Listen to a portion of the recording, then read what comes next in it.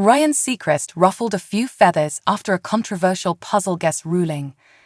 This week, one Wheel of Fortune player missed out on the first puzzle of the episode and a $1,000 prize after incorrectly pronouncing her puzzle guess. The two-word puzzle read, AF_I_N_A_A_.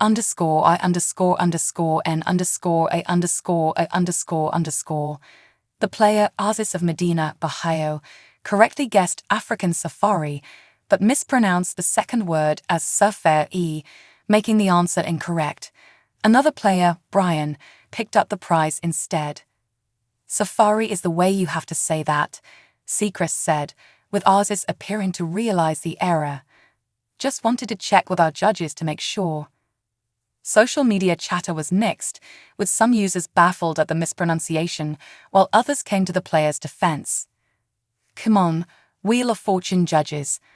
I knew what she meant when she said African safari that way, one person wrote on X. Wheel of Fortune, you suck.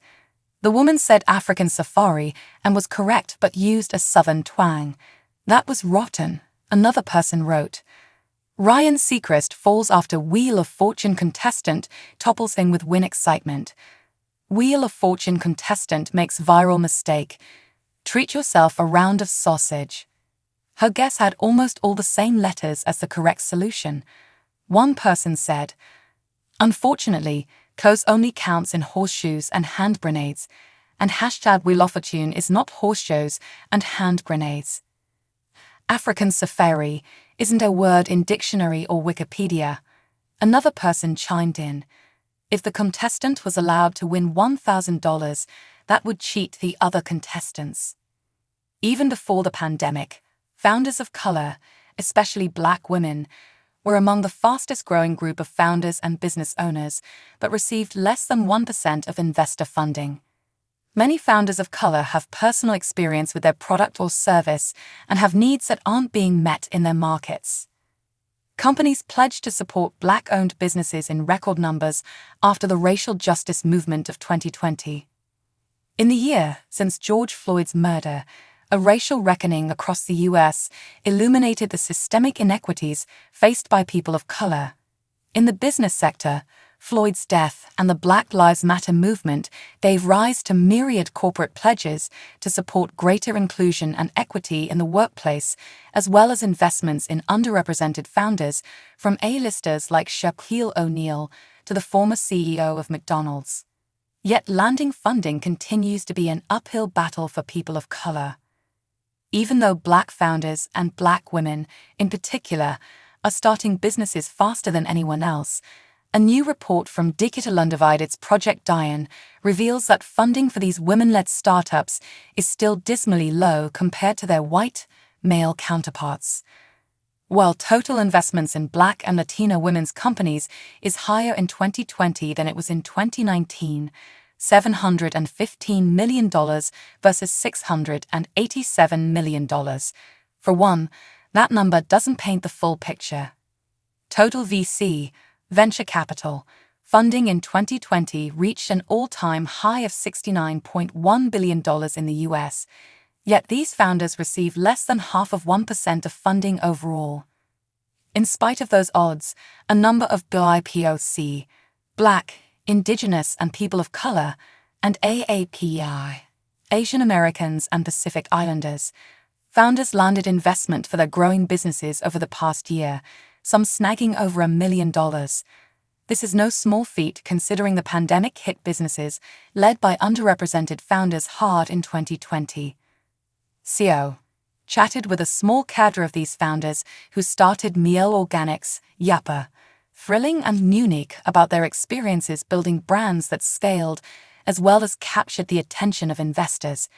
Each credits their salient offerings as well as a hefty dose of stick-to-itiveness, sweat equity, and sheer force of will for their success. As Chilla Kim Parker, the CEO and co-founder of Thrilling, put it, in order to build something meaningful that is really going to push the world forward, it has to be hard. If it's not, she cautioned, maybe you're not pushing hard enough, or you're not being bold enough. Munich, lay-based consumer health and food tech brand shaking up the wellness sector with an $8.2 million Series A investment round. Armed with degrees from Princeton and Harvard Business School, Mark Washington made his way to the C-suite of such enterprises as Fiji Water and Beachbody. And while he always felt a business calling to the wellness industry, Washington says becoming an entrepreneur and starting Munich wasn't really part of the plan. Despite living with multiple chronic conditions including diabetes, obesity and hypertension, he said, she was always the life of the party. That shining light went out when she and her baby didn't make it through a high-risk pregnancy. It was unbelievably painful, said Washington, and it also lit a fire that had been building in me, just thinking through why this happened, As a black why man, it didn't have to Washington felt called to be part of the solution.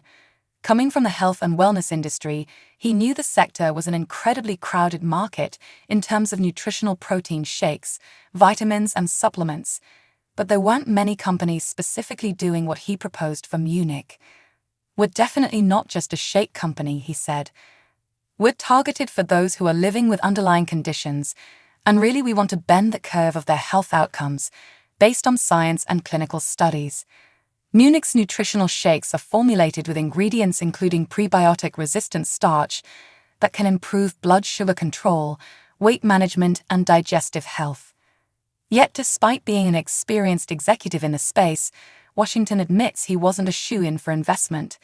He estimated that he spoke to about 40 VC firms. I definitely did not feel as though the process was any easier for me, despite the fact that we are serving multicultural communities and being a black founder, and with all of the public statements of aspirations of doing more to support black founders, he said.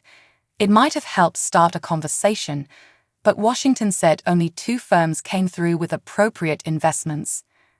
So don't expect any favors because of the popularity or resurgence of the Black Lives Matter movement, he said. You have to absolutely do your work and believe in yourself, because it's quite a thing to go through mentally, to talk to so many people and hear so many direct or indirect no's.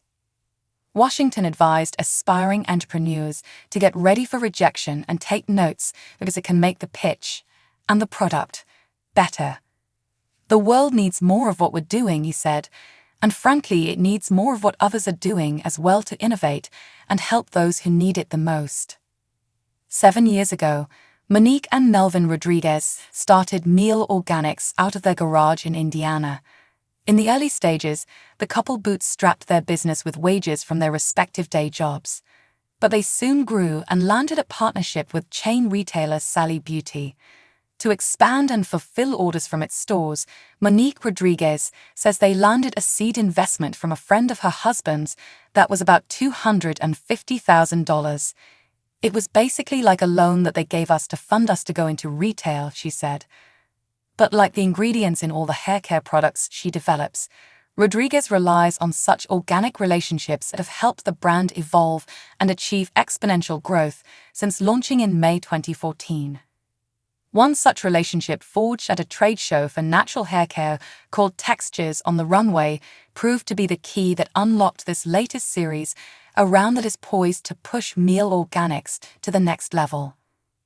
Rodriguez remembers chatting with Richelieu Dennis, the founder of Sundial Brands, parent of the breakout She Moisture product line, 5 years ago.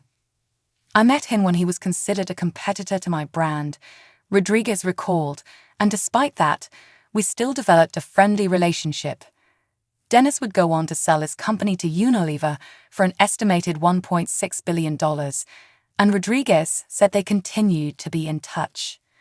When Dennis opened the New Voices Fund, aimed at investing in women of color who are growing businesses that support and impact Black communities, Rodriguez says they didn't reach out right away for him to invest. It took about a year for us to really get to know each other a little bit more.